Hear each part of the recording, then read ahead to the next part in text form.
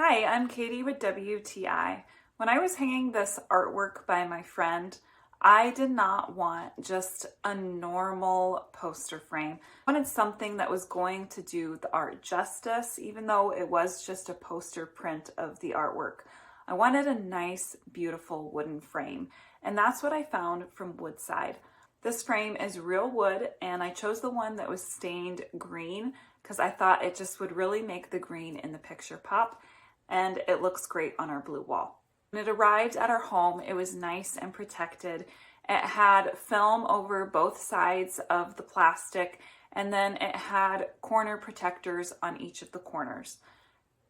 I really liked that it had options to be able to hang it both vertically or horizontally, depending on your artwork that you're putting in the frame. The hanging hooks were nice and sturdy. It was the perfect addition, and I'm so happy I didn't go with just your normal basic poster frame because your art deserves so much more than that. Level it up with a nice wooden frame from Woodside, and that's my point of view.